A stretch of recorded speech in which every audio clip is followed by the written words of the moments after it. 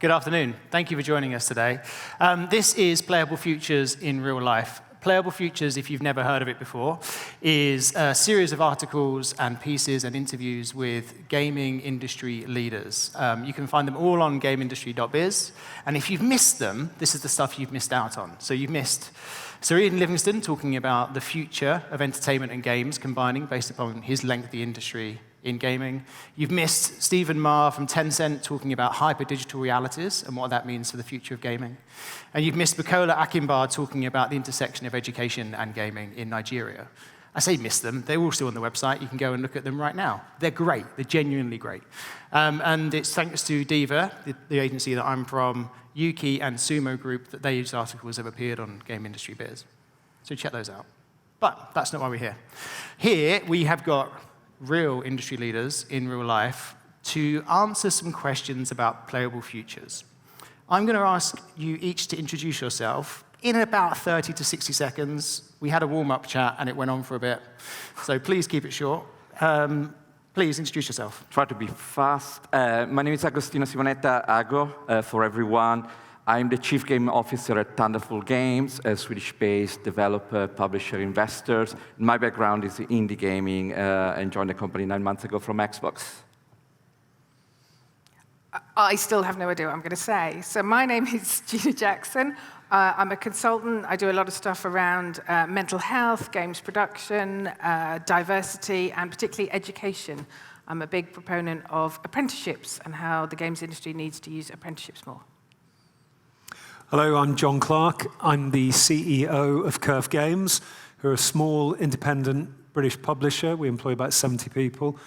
I've been in the industry for 25 years. Before Curve, I joined Curve in December 2020. I was at Tencent as VP of Partnerships for Europe. And before that, I spent about 13 years at Sega Europe. And I worked with Gina at Eidos before that. So, 25 years? OK, I've worked in the industry 30. No, I'm not going to go there. Thank you. I forgot. I'm James Watley. I'm the Chief Strategy Officer for Diva, creative agency specializing in games. Nice to meet you. So today's session, I want to anchor it a little bit in a few themes, if you'll bear with me on this, around when you look at the future of play and playable futures, it's very easy to get drawn into conversations about subscription, about new models, about VR, virtual worlds. What I want to talk to you about today is about leadership and values, and what that means to you. You're different leaders in your own right. What does leadership mean to you in games for 2022 and beyond? Let's start with you, John. I think it's interesting when you say about some of the other talks. Whenever I've given a presentation, especially I gave one on Monday, and there's a line that has probably always been in the presentation, which is technology evolves. Right? We're talking about it now at WASD, at London Games Festival. Technology evolves. It's always evolved, so there's no surprise in that. So as technology evolves, it changes the way that we interact with developers. It changes the way that we think about marketing and distribution. So therefore, it sort of changes the approach of every company. We see now that new companies come into the industry. Incumbent companies change and transition the way they work. So for me, the leadership throughout all that, I think there are three things really. One of them is for a leader to have a vision, and that vision is influenced by what's happening in the world around them. So having a vision is really important. The second thing is communicating the vision, and that doesn't happen just once. It's constant communication. It doesn't matter how many times you keep talking about it. It's what does that vision mean to each team, each individual, the company, the partners. And the third one is providing the environment for all your team and all your employees to be able to contribute to achieving that vision. So I say that those are the three things for me. And would you agree with that, Ago? Yeah, John touched on something that is extremely important. Technology and gaming ecosystems have always changed. Today, as leader in the sector, we are facing the fastest ever evolution that we have ever had. I talked about the Darwinian evolution of the system happening at that speed is incredible. My background is indie dev, and then I worked at platform, PlayStation and Xbox for 12 years, and there's been a lot of evolution, the indie movement, the free-to-play and platform, but the speed today is way faster than what we were seeing before. And as leader is how do you build an environment, a company that is able to react and to be ahead of that curve. And one of the things that in our chat earlier we talked about is building a company that feels that failure is not the end of a career. The failure is a process you go through, and as long as you learn from your failure, it's actually an improvement of the company. I think that's one of the challenges we have, because we are all making mistakes all the time in an environment that we don't know where it's going to be in 2-3 years' time. If as a leader you don't enable your team to fail every now and then and feel that they won't be punished because of that, then you're going to fail, because you become a stale company that doesn't challenge its own business model. That's interesting. So pick up on the failure point for a minute. As I understand the technology sector, the learning from failures generally, battle scars, that's a very American way. If you're failing, you're learning. In Europe, I don't feel like that's an actual thing. Failure is seen as failure. Is that the kind of cultural shift you're talking about changing? Yeah. I mean, gaming business is a global, and you're right. An American is probably failure is more rewarded, or it's actually a requirement for CEOs to be, credible. It is a challenge, and that we have it in Europe more than other countries. Our company is spread around the world. We have people from South Africa and South America and Sweden, the headquarters, and so you have all those cultures. But yeah, we in an environment that is so uncertain, if you don't enable failure, that you're never going to challenge your own business model. They're successful today, but might fail tomorrow. The blue ocean, red ocean kind of philosophy, and Nintendo was so famous when they went and adopted that philosophy and tried with the launch of the Wii. I think it's super important for a company to be successful over time through those changes. You've both spoken about leadership, vision setting, context specifically. What I want to understand and what I would like to communicate for the people in the room is the values that underpin that. So all well and good setting a vision, all well and good communicating it, but how do you do that? And if you're looking at the context, and I'm going to bring you in on this, Gina, on the context of the market, the industry, the gender pay gap, all of that around that, that's context. That's context of setting a vision. How do you go about addressing that? You own it. You don't pretend it's not happening. You don't make excuses for it. You absolutely go out there and you own what's going on. I think one of the companies, bizarrely the sponsor, is Sumo, who've owned their gender pay gap. If you just look at their figures, they don't look great. But if you read what they've said and you read what they're doing, you've seen how they're owning it, they're looking at their values, and they're working on it. I'm not going to sit here and say they don't need to do more, but you need to understand what you as a leader are going to say. It comes back to the failure thing. They could say they're failing and it's really hard in games and there are no women. But it's not a failure. We're learning from it. We're moving forward. We're understanding that our audience is more diverse. If we want to sell more games, we have to include more people. And how are we going to do that? How are we going to test it? So there's a lot of stuff. And I think in the past, it's been really easy for people just to make the same game, make the game for us.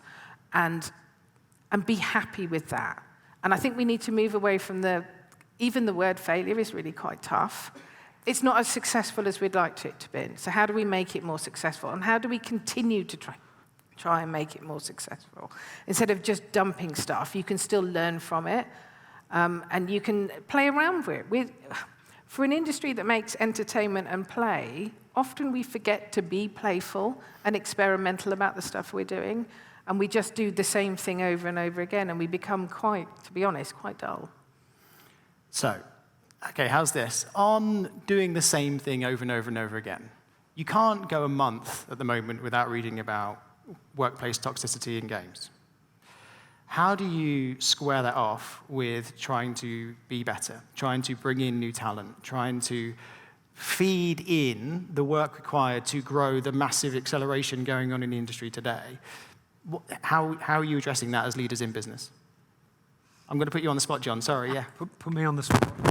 I think, working for a small company such as Curve, compared to Sega, which is we're a European office of a big Japanese corporate.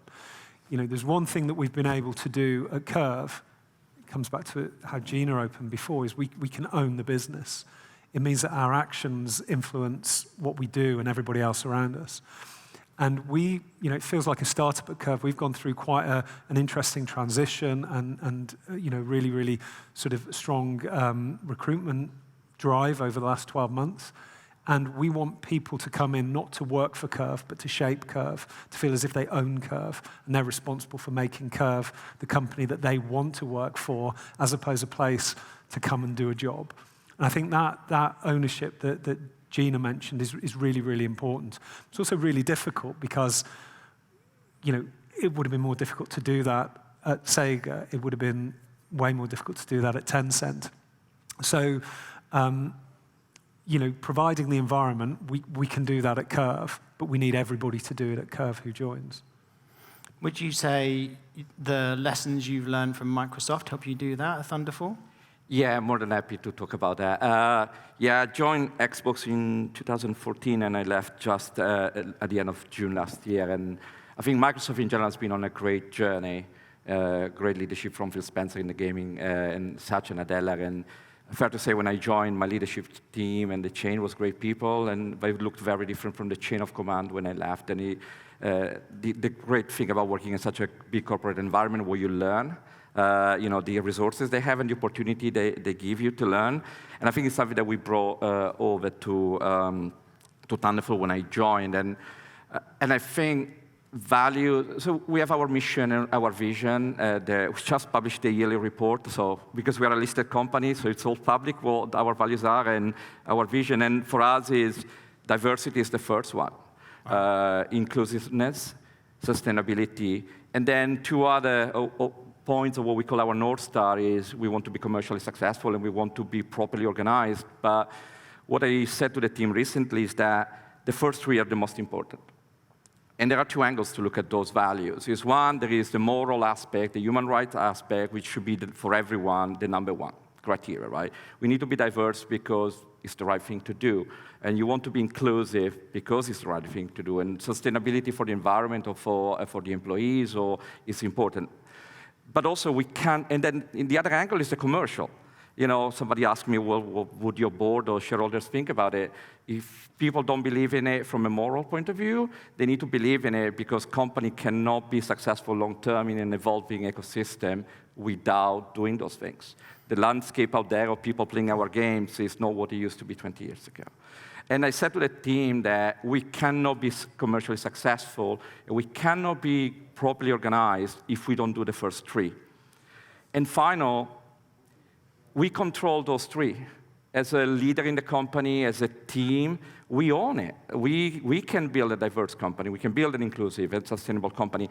Commercial success sometimes is out of our control. We might do all the right things, and the ecosystem changes. We make the wrong calls. And properly organized, sometimes you think you're doing the wrong thing, and the complexity comes in. But the first three are the things we cannot fail on.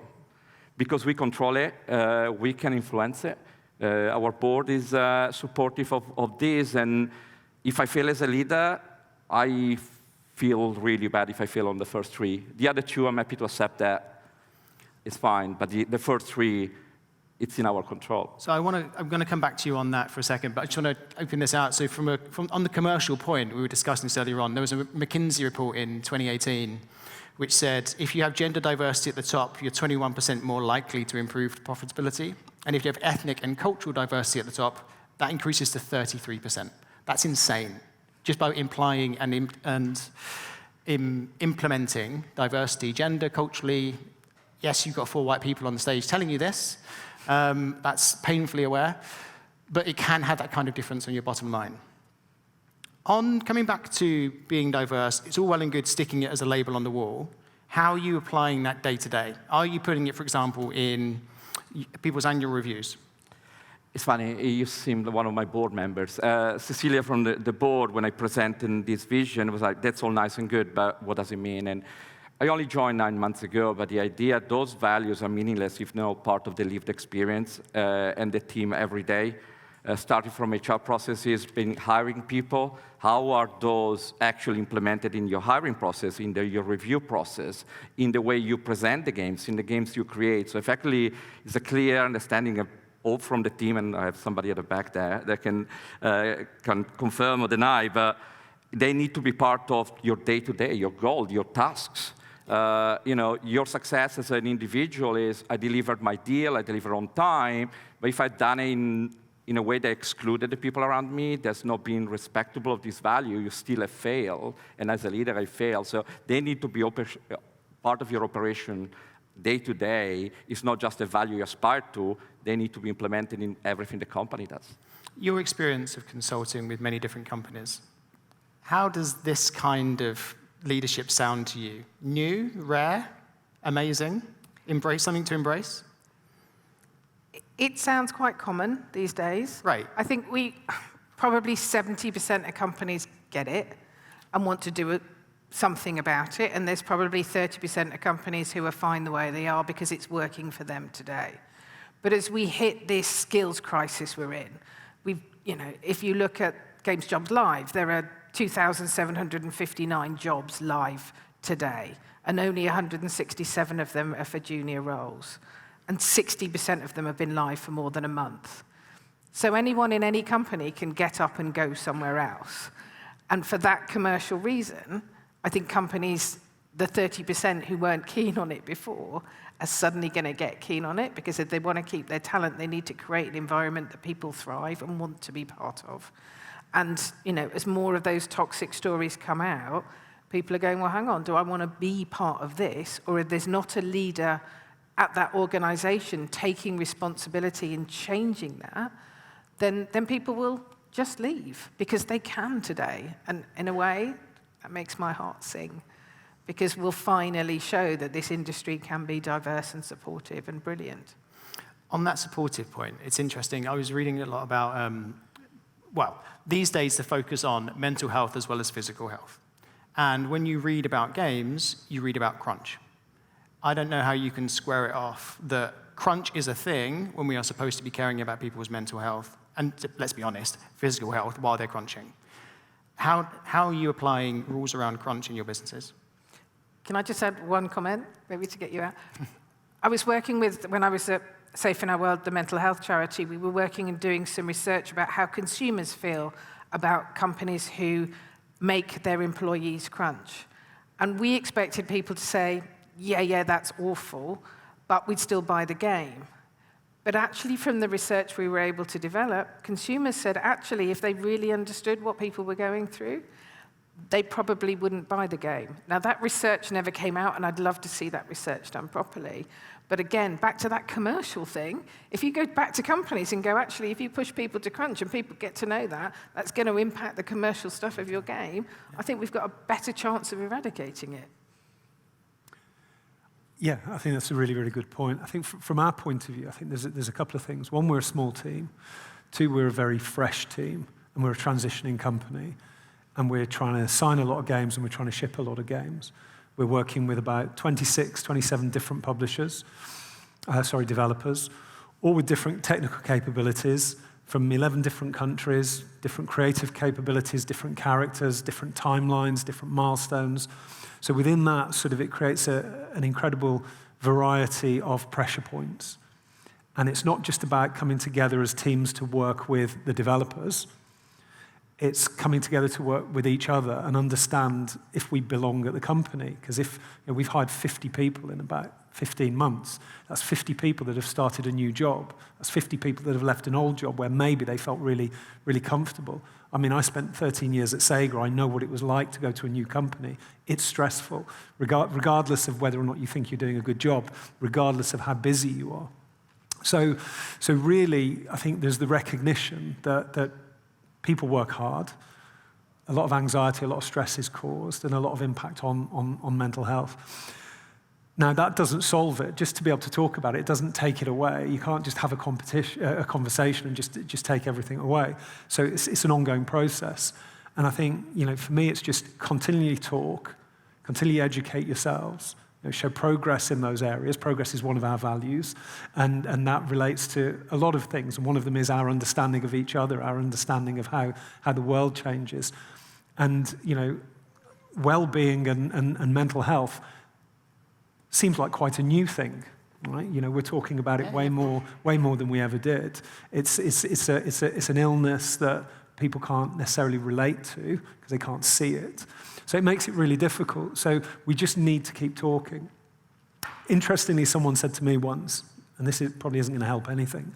Someone said to me once, and it was about a particular working environment, not one that I'm in now, one that I was in quite a while ago, is that they said, no one is going to come up to you and say, work less.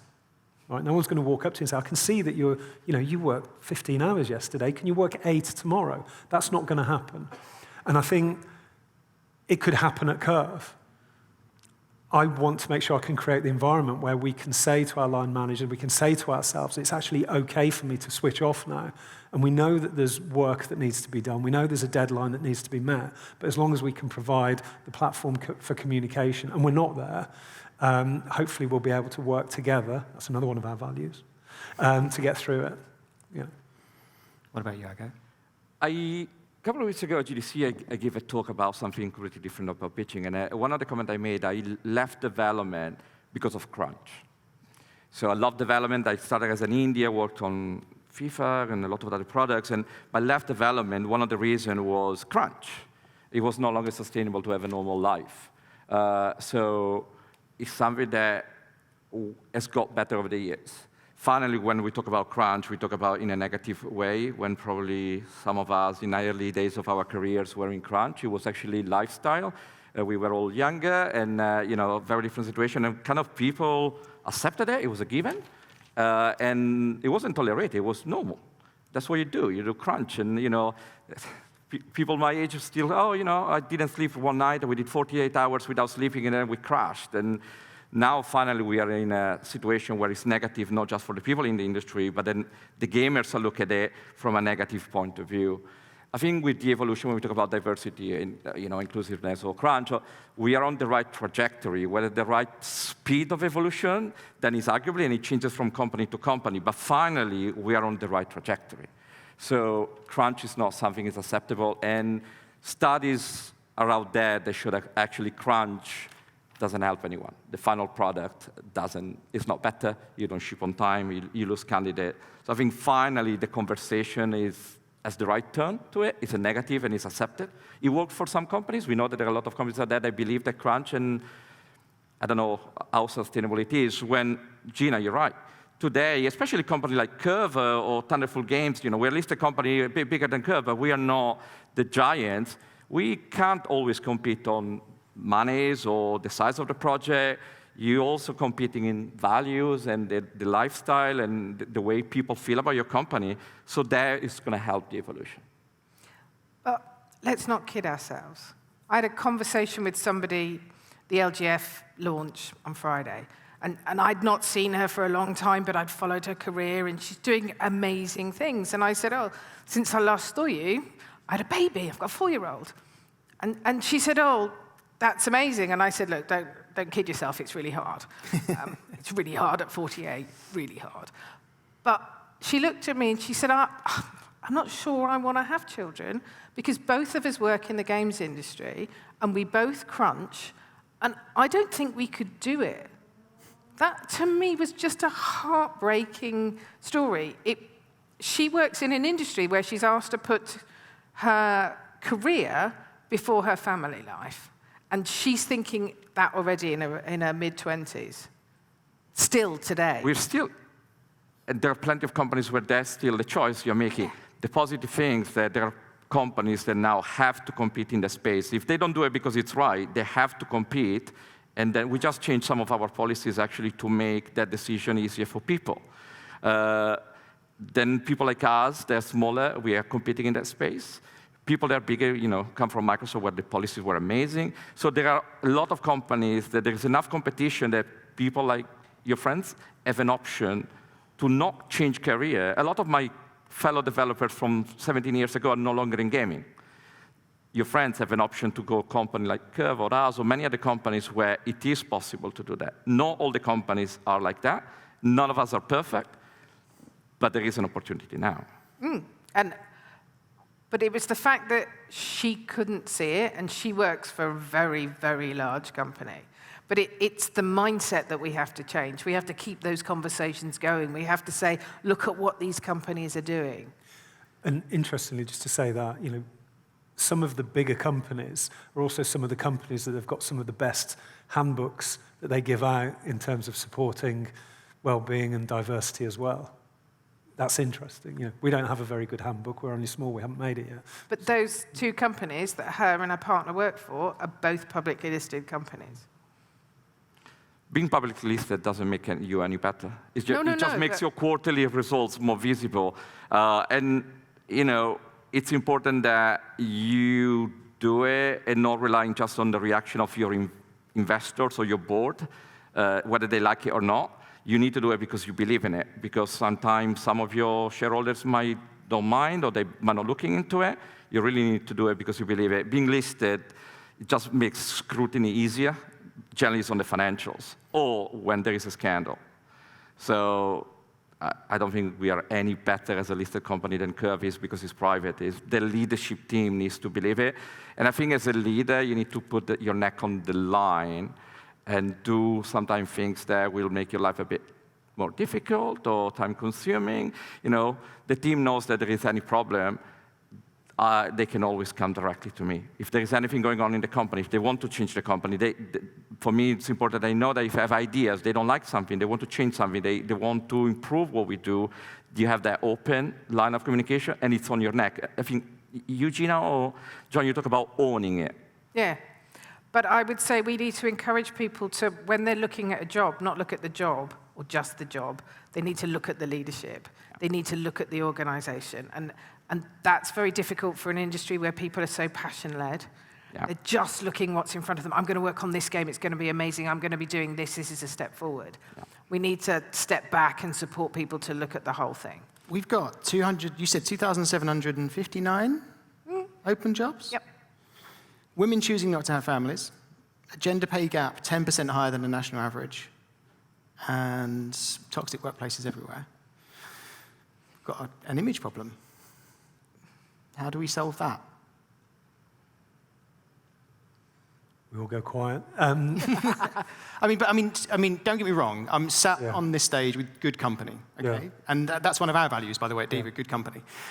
Being good people, making sure that you're setting the right standards. Great leaders are defined by the leaders they make behind them. And so to your point, when they're coming in and looking at a company and saying, oh, look at that leadership, look at their values, look at the reviews that they're getting from ex-employees, yes, but as a sector, as an industry, those stories are few and far between. Yeah, I'll go for it. I mean, let's look at the vacancies firstly. I mean, that's that just shows we've got a vibrant industry. I think that's it. We've had two years of the, I think last year, global industry worth $175 billion. The year before, worth $175 billion. They're the two biggest years in video games. In 2023, it's forecast to go through $200 billion. So that's incredible. Right now, for one reason or another, finding people is difficult. There's a skills gap. There's a skills shortage. The consumption of content, particularly throughout the pandemic, is at an all-time high. And therefore, there are lots of studios and businesses that are being acquired. We've just seen the biggest acquisition in the games industry of $68 billion, where Activision were bought by Microsoft. This is all for talent. It's all for content. So, people are paying well, so there is a big hoovering up of the talent. Now, for us, the same as for Aggo, hiring people is really difficult. There are more jobs than people. Now, why is that? Are we getting enough people into the industry? We're not seeing, certainly throughout the pandemic, it's really difficult for new people to come to the games industry because they can't relate to it. They don't know where it exists. So how do we build the environment to bring people into the games industry? So we've noticed that. And then when you hire more senior people, you're hiring people that have been in the industry for 25 years. And we all know who they are and what they look like, and they've all got to change as well. But, the skills gap is real. Available talent is real. Companies, getting big injections of cash to hire more people is real. Now, so that needs to be solved through education, through Brexit and the free movement of people. Those are two difficult things. And then the next thing is the gender pay gap. I won't claim to be an expert in this, but I remember at a company I was at before, the gender pay gap was generally caused not by the same job, being valued any differently, whether you're male or female, but the fact that there were more senior males than there were females, and that's what drove it. And we're going to be the same, because I know that from our sort of gender balance, I think we're not at the average. We are 72-28 28, I've checked. So we're not at the average, so we know we've got work to do. But because of that, we'll have the same average at a senior level as well. So we have got more higher paid jobs taken by men than by women. And I think that's something that we need to support, we need to encourage and provide the platform, not only to recruit in the right way, but to also develop people as well. So those are the two things, I think you mentioned 3 things. Those are the 2 things that I'd address. I see skills and movement of staff as something, in the fact that the acquisitions are taking a lot of available skills and talent, and then the gender pay gap caused by being able to develop and provide career paths for women, in particular, to reach more senior level jobs as well. So just to throw something out there, maybe we could encourage career changers to come into the games industry. I've just done a boot camp to help career changers that maybe don't have degrees, who've been working very successfully in other sectors, who we can help transition across to the games industry. But actually, most companies aren't open to that. You go and talk to them, and they say, yes, we've got a skills problem, and yes, we'd like to hire some people. And then you look at their job ads. Well, you want to be a producer. Well, you've got to work on at least one title from start to finish. Okay, but how can you do that? You don't want people who've got really good project management skills or really understand technology, or no, you just want this. Oh, have they worked in QA? They're brilliant, they're coming through. And I'm not saying that people who work in QA aren't brilliant producers. They are. But if you've got 6 producers, let's have a couple of QA. Let's bring in some who've worked in totally different sectors, who bring different skill sets. And employers say they want it, but then when you turn up, as I did, with a whole bunch of boot campers, who've spent 6 weeks working on live projects, have been exposed to 40 industry experts who are ready to go, people say, oh, yeah, but they've not had 5 years. But a couple of companies I worked with did, one of them being Secret Mode, who took somebody on who came from marketing insights. She's amazing. She's worked with Costa Coffee, Virgin, she's worked with these big brands. She's offering something new. So I think we've got a skills crisis. We've got a great way to diversify our employees by bringing in these new talents to help with our leadership, but we're totally close to it because we want degrees. We want the same people we've always had. I really we like need to break that. Mid-funnel talent swap. That's really nice. And being open to bring people from different backgrounds. I'm not going to name names, but every month I do an intro call with new employees, and there was a new employee that joined us completely from a different background, so TV and production, and suddenly she joins the call and introduces herself. I didn't know her, didn't know her background, and suddenly, as a Thunderful, we're a big company, we also have an animation studio. And suddenly, this lady is like, well, that's my background, I know a lot about that. And suddenly, like, hold on a second, this is why we need to bring in people from different backgrounds, because suddenly our needs are different, because we evolve the company. Suddenly, you know more about that than me, who actually need to decide what we're going to do with that part of the business. And you bring fresh ideas and different point of views. We have a very, very senior production role person that comes from a completely different industry, project management skills, knew very little about games in terms of production, never been in production, outstanding. And then you start off bringing new ideas. Small companies, as we are, maybe sometimes you have this tendency of hiring, you have less money than the big companies, you don't have the processes, you don't have the setup, you hire people you know. And let's face it, people we might know, they tend to be kind of like us. They've been on this journey for over 20 years. And you're not really bringing new ideas. They might be super good, but quite often you're bringing stale ideas. And instead, if you're open-minded and you bring in people with the talent and they're clever, they might not know exactly that function, but they can learn it very quickly. That is super positive. And that's another way to diversify the company. If you're looking for developers in the same pool, the people that have been around for 20 years, chances are, because of the history of the industry, 90% of the engineers will be male, or in the PR, 80% of the PR might be female. You need to broaden that horizon, otherwise you're stuck in that pool. And university is doing better. For a few years, I was teaching in a university in Spain, and year after year, we had more female candidates. The first year was like a couple, and then the year after, actually, some of friends of friends told the friends, oh, it's a viable career, and it changes. it's a journey. Nobody has the answer. If any of the three of us had the answer and the solution, we wouldn't be here. We would probably, be in a different road. But we are on the right path. We are making mistakes and doing things right. But I'm generally positive about the direction of where we're going. If we compare notes, maybe not on a stage, about how the industry was 20 years ago and where we are today, we are not perfect, but in 20 years, the change has been incredible. I'm a lot less patient than I go. I think this is an opportunity and we need to grab it. Maybe because I've had a different experience. Yeah. But I love this industry and I love what we do. And now here's an opportunity to bring other people in to change the way we're thinking of it.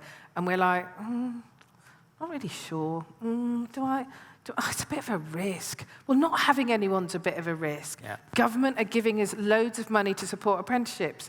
Yeah, but who wrote them, and are they really for me? And I'll have to fill out some paperwork.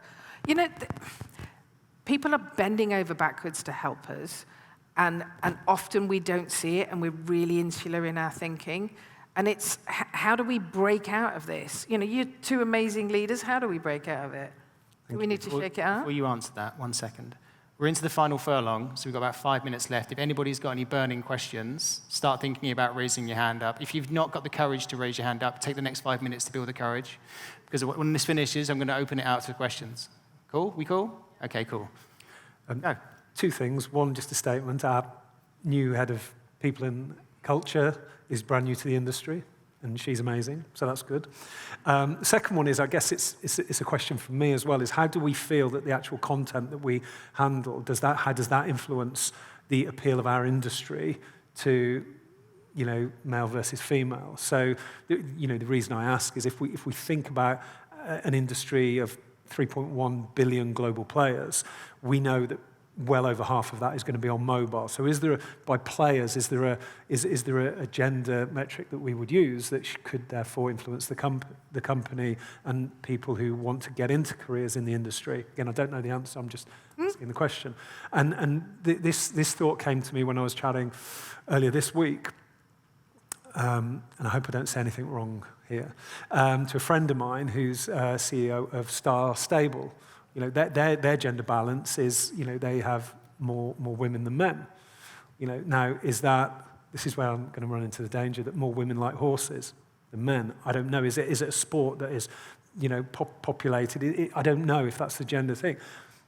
I have no idea. So I think my question would be, do we think that content and the fact that there is going to be a gender balance across Call of Duty, FIFA versus Candy Crush? But I think we have to be careful that diversity is not just gender. Yeah. I'm a 53-year-old woman. I won't play the same games as a 15-year-old girl. We play different content. Is the content available for me that's different or comes with the things that I like? I like Married at First Sight, if they made a game, but I also like Disco Elysium. I like lots of things, but they need to be tailored to different people because you can't just have the same people making the same games. And I want to jump on one thing, because you ask, how do you make this happen? So this is not an advert for the company or for myself. You should absolutely advertise your company. There's people watching at home who want a job. So one of the things that you said, we have value that we have set.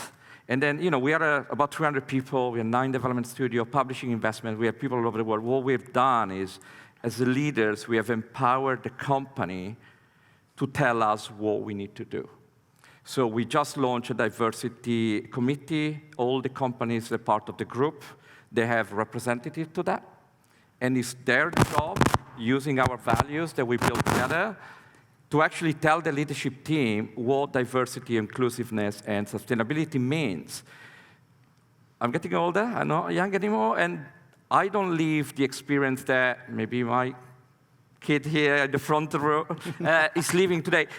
Sometimes we have an unconscious bias. We don't live and breathe, some of the topics.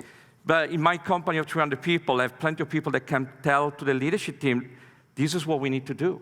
We know something that you don't know or you don't understand, but we can help you. So I think as leaders, you kind of empower the people and give the people the direction, say, look, we believe in this, tell us how we can solve it. Because when we talk about building company that you recommend to your friends, Well, it's not Ago recommending to my friends to come and work here. It's all the employees. They're part of the committees across the entire studio, and then they come through the committee that comes to the leadership team with all the ideas aggregated. They are the people that need to go out there and be confident that the company we're building is the company that their diverse friends or people with different backgrounds would enjoy. Empower your people to tell you that you're wrong, and then what the direction is. I like that, ending on empowerment. Any questions from the floor? I think you can see in hand, got a hand. Would you mind going to the mic for me? Thank you so much. Hello. If there was a developer who's considering, going completely solo on Steam or Oculus or whatever, how would you convince them to go to a publisher like yourself? And to play devil's advocate, how would you say to a developer who might actually be with a developer that they might be better off on their own? Sorry, this is not about diversity, but that was the question I had before. My question to you is, what's your motivation? What's success look like for you? What are you trying to achieve?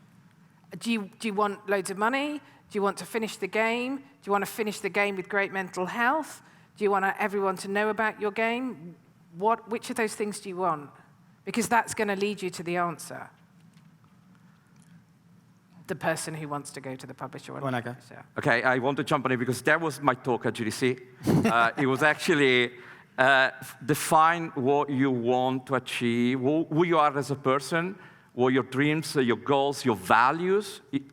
If you want to work with someone, decide that your values are the same as their company values. And it was a long talk, but also, do you need a publisher? Now, you have two companies here that we do publishing, but we are not just a publisher. And the argument is like, do you need a publisher? What do you really need? You need money. Publishers are not the only source of money. You need support. You might find better options somewhere else. Maybe the publisher is the answer, but first define what you need, who you are, what you need, and even if it's money, it doesn't need to be a publisher. And then speak to people in the industry, watch my talk if you want, I can send you my deck. You might not need a publisher. That's the first step. First understand who you are and what you need before you say, oh, how do you convince me to go to a publisher? I might actually want to convince you that you don't want a publisher. This is great. John? Want me to answer? You've probably got more than you asked for. Yeah. I'll take more. We launched a new website in November, and from then until I think last month, we had 600 game pitches via our website. We run a survey, we run a constant survey, asking people what they're looking for. So I already know, I know Ago told you, so I already know. 94%, number one, people want marketing, PR, and community management. So I think, how does that define us as a publisher when we're selling ourselves to people? Well, if I'm selling myself to investors, there are two things that we want to be as a publisher. One is we want to be able to assemble a strong portfolio, IP portfolio, speak to developers, and become the publisher of choice for those developers, whatever their requirements are. And the second thing we need to be is we need to be good at distributing the content, at selling it and marketing it, because that is the number one thing that we've found from our survey, what developers want. So that's, for us, more often than not, that's what it comes down to, is conversations. Funding, by the way, was second, with about 86% of people wanted funding. So, a lot of it comes down to the conversations with how we can reach audiences. And anybody can publish a game on Steam, and quite literally everybody does, because there are now 70,000 games on Steam, and I think 11,000 launched last year. So what we talk about really is that discovery process. And you can absolutely publish by yourself, but how do you want to publish? And is it about reaching a market? And do we have some of the components that could maybe help you reach a broader audience than you can do without us? So. Does that answer your question? Yeah, thank you. Great, thank you. Any more for any more? Go on then, sir. Would you mind going to the mic, please? Thank you. And that'll be that last one. We'll wrap up. I think you've got to run. Train to go. Hey there. I thought it's really interesting that the idea of age came up quite late in the conversation about diversity. Just what are your thoughts on an industry that often seems to treat itself as though it's very young? If you hear in the news, games, there's always this sense, it's kids, games, Fortnite. But obviously, I'm old, and I've sort of like watched and been part of the games industry, but do you think we do enough in terms of who we talk to recruit for ourselves, but also actually in the people we address with the products we make? Do we think we're doing enough for an industry that isn't a kids industry? This is as broad as it gets now. I'm not going to point at one of them and ask them to answer on age. They can speak for themselves.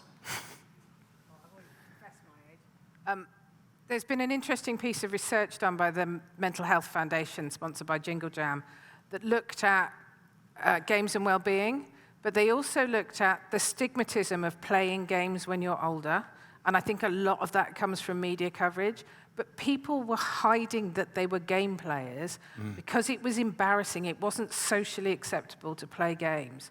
And I think not only do we need to create games for older people, particularly shorter evening games that fit into a lifestyle, we need to crush this stigmatism around playing games is for kids, playing games is a waste of time, and it's throwaway constant in mass media constantly. I was watching kids' TV yesterday with my son, and there was a thing on Storybots that said, it was a brain saying, well, at least you're not wasting your time playing computer games. A throwaway comment based on nothing, like we're really damaging. And I think that's the first narrative we need to change. I mean, I'm probably not younger than you. And, you know, over the next 20 years, I'm still going to be playing games, and I'm going to be proud to be saying I'm a gamer, right? But let's get out of our bubble, or people are in this room, right? My mom is nearly 70, and she plays games. Does she call herself a gamer? No. Does she play as much games as I do? Probably. So there is also the element that sometimes we're also in our own bubble. And, you know, gamers is an hardcore gamer that plays on Steam and has all the latest console. You know, John, you mentioned mobile. How many people are there playing way more games than we do, more hours a week? They don't think they are gamers. That's something. So there is also the element. But, yeah, the stigma in the media is still there.